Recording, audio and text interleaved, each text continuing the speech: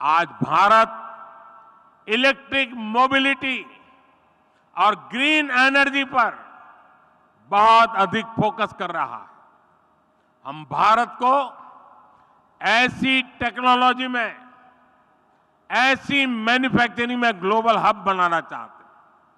हमारा प्रयास है कि देश का हर घर, हर परिवार सोलर पावर जनरेटर बन जाए। इसलिए हमने पीएम सूर्य घर मुफ्त बिजली योजना शुरू की है। इस योजना के तहत 300 यूनिट बिजली मुफ्त मिलेगी और अतिरिक्त बिजली लोग सरकार को बेच भी पाएंगे। अभी ये योजना 1 करोड़ परिवारों के लिए है। इसमें हर परिवार के बैंक खाते में सीधे 30,000 रुपये से लेकर करीब करीब 80,000 रुपये तक जमा कराए जाएंगे। यानी जो 100 यूनिट बिजली हर महीने जनरेट करना चाहता है, उन्हें 30,000 रुपये की मदद मिलेगी। जो 300 यूनिट या उससे अधिक बिजली बनाना चाहेंगे, उन्हें करीब 80,000 रुपया मिलेंगे। इसके अलावा बैंकों से बहुत सस्ता और आसान ऋण भी उपलब्ध कराया जाएगा। एक आकलन है कि इससे इन परिवारों को मुफ्त बिजली तो मिलेगी ही, साल में 18,000 रुपये तक की बिजली बेचकर अतिरिक्त कमाई भी कर सकते हैं। इतना ही नहीं, इससे इंस्टॉलेशन, सप्लाई चेन और मेंटेनेंस से जुड़े सेक्टर में ही लाखों रोजगार बनेंगे। इससे लोगों को 24 घंटे बिजली देना, तय यूनिट तक मुफ्त बिजली देना भी आसान हो जाएगा। साथियों, सोलर पावर की तरह ही हम इलेक्ट्रिक वाहन को लेकर भी मिशन मोड पर काम कर रहे हैं। इलेक्ट्रिक वाहनों की मैन्युफैक्चरिंग करने वाले साथियों को पीएलआई योजना का लाभ दिया गया है। इलेक्ट्रिक वाहन खरीदने पर टैक्स में छूट दी गई है। इसी का परिणाम है कि पिछले 10 वर्ष में लगभग 34.5 लाख इलेक्ट्रिक वाहन बिके हैं। हम तेज गति से इलेक्ट्रिक बसें उतार रहे हैं। यानी सोलर हो या फिर ईवी, दोनों सेक्टर्स में यूपी में बहुत संभावनाएं बन रही है। साथियों, अभी कुछ दिन पहले हमारी सरकार को किसानों के मसीहा चौधरी चरण सिंह जी को भारत रत्न देने का सौभाग्य मिला।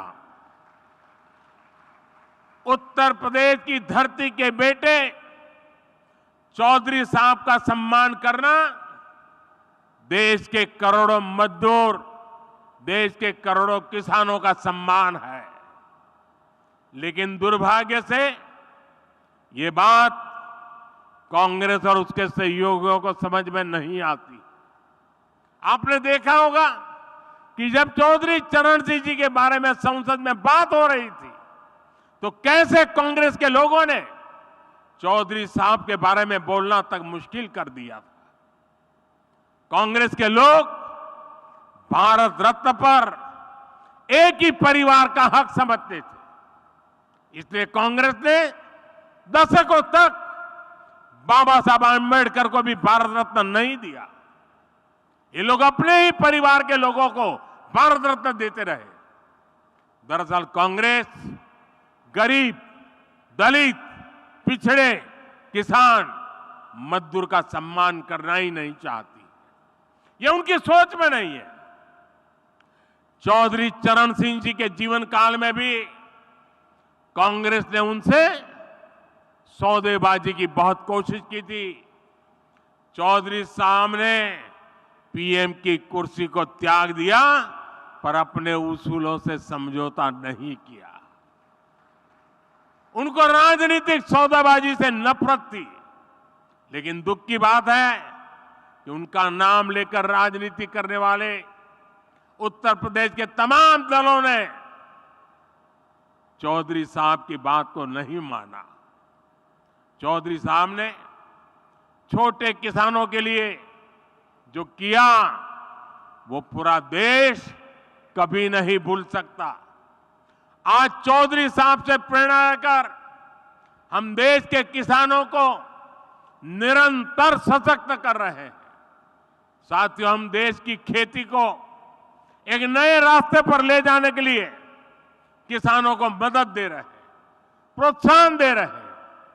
प्राकृतिक खेती और मिलेट पर फोकस के पीछे भी यही ध्येय है। आज गंगा जी के किनारे यूपी में बहुत बड़े पैमाने पर प्राकृतिक खेती होने लगी है। ये किसानों को कम लागत में अधिक लाभ देने वाली खेती है और इससे गंगा जी जैसी हमारी पावन नदियों का जल भी दूषित होने से बच रहा है। आज मैं फूड प्रोसेसिंग से जुड़े उद्यमियों से भी विशेष आग्रह करूंगा। आपको जीरो इफेक्ट, जीरो डिफेक्ट के मंत्र पर ही काम करना चाहिए। आपको एक ही ध्येय के साथ काम करना चाहिए कि दुनिया भर के देशों के डाइनिंग टेबल पर कोई न कोई made in India food packet जरूर होना चाहिए। आज आपके प्रयासों से ही सिद्धार्थनगर का काला नमक चावल, चंदौली का ब्लैक राइस हो, बड़ी मात्रा में एक्सपोर्ट होने लगा है। विशेष रूप से मिलेट्स यानी श्री अन्न को लेकर एक नया ट्रेंड हम देख रहे हैं।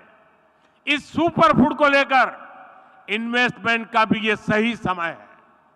इसके लिए आपको किसानों को उनकी पैदावार में मूल्य वृद्धि कैसे हो, पैकेजिंग कैसे हो, दुनिया के बाजार में मेरे किसान जो पैदा करता है वो कैसे पहुंचे, इसके लिए आगे आना चाहिए। आज सरकार भी छोटे छोटे किसानों को बाजार की बड़ी ताकत बनाने में जुटी है। हम किसान उत्पाद संघ, एफपीओ और सहकारी समितियों का सशक्त कर रहे हैं। इन संगठनों के साथ आपको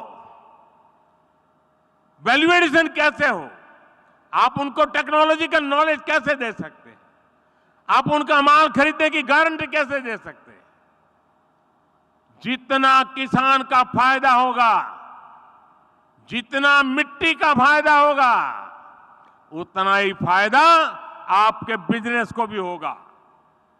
यूपी ने तो भारत की रूरल इकोनॉमी, खेती आधारित अर्थव्यवस्था को आगे बढ़ाने में हमेशा बड़ी भूमिका निभाई है। इसलिए इस अवसर का आपको ज्यादा से ज्यादा लाभ उठाना चाहिए। मुझे अपने यूपी के परिवारजनों के सामर्थ्य और डबल इंजन सरकार के परिश्रम पर पूरा विश्वास है। आज जो आधारशिला रखी गई है वो यूपी और देश की प्रगति की आधारशिला बनेगी। और मैं योगी जी को, उत्तर प्रदेश सरकार को विशेष बधाई देता हूं।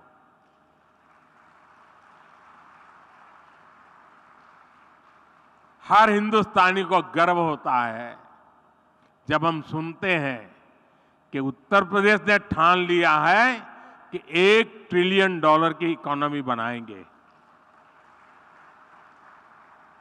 मैं देश के सभी राज्यों से आग्रह करूंगा, राजनीति अपनी जगह पे छोड़िए, जरा उत्तर प्रदेश से सीखिए और आप कितने $1 ट्रिलियन की इकोनॉमी अपने राज्य की बनाइए।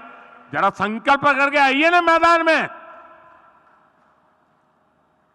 देश तभी आगे बढ़ेगा उत्तर प्रदेश की तरह हर राज्य बड़े सपने, बड़े संकल्प लेकर के चल पड़े और मेरे उद्योग जगत के साथी भी अनंत अवसर की वेला है। आइए, दम आपने में चाहिए, हम तैयार बैठे हैं। साथियों, जब लाखों लोग उत्तर प्रदेश के आज इस बात को सुन रहे हैं, 400 स्थान पर हजारों की तादाद में लोग बैठे हैं, तो मैं उनको भी विश्वास दिलाता हूं, आपने कभी सोचा नहीं होगा उतनी तेजी से उत्तर प्रदेश अपनी सारी संकल्पों को पूरा कर देगा। आइए, हम सब मिलकर के आगे बढ़े। इसी कामना के साथ आप सबको बहुत बहुत अभिनंदन, बहुत बहुत धन्यवाद।